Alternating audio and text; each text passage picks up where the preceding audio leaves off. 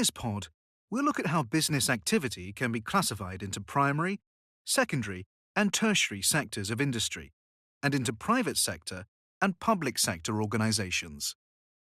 Businesses can operate in one of three sectors, and the most common type of industry in a country is linked to that country's level of economic development.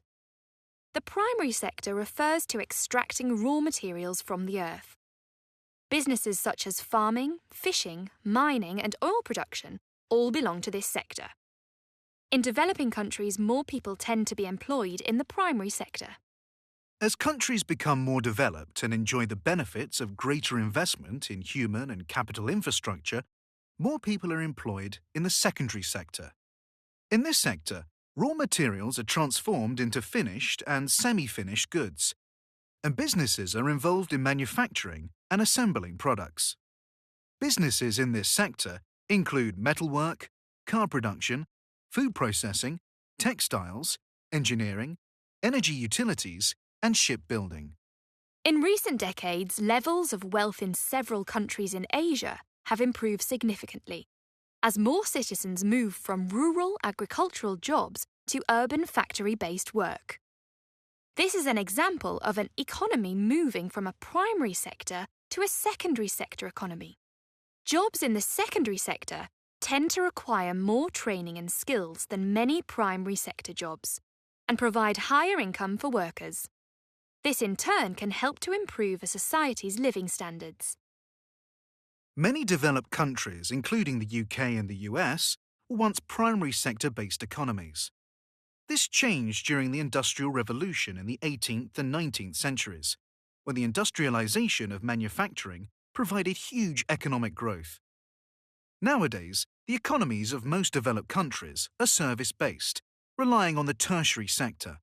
This sector is concerned with the provision of commercial services in an economy and includes activities such as printing, recruitment, advertising, banking, insurance, tourism, and legal advice. Many of these industries are the most advanced in terms of the training and skills required. The tertiary sector tends to provide higher incomes to workers, therefore substantially improving living standards. Countries have elements of all three sectors within their borders. The number of people employed in each sector is constantly changing too. Many developed countries are experiencing a greater shift towards employment in the tertiary sector. This has caused de-industrialization, which is a decline in the manufacturing sector. As economies continue to grow, technological advancements mean that many traditionally labour-intensive jobs are now done by machines. For many workers, this means that they must train in the tertiary sector to gain meaningful employment. Businesses rely on all three sectors to produce their products. The airline services in the tertiary sector rely on oil production in the primary sector to fuel the aircraft, and manufacturing in the secondary sector to build them. Breakfast cereals manufactured in the secondary sector rely on wheat farmers in the primary sector for ingredients. The advertising and marketing for a cereal brand is done in the tertiary sector. So, all three sectors are interdependent and rely on each other.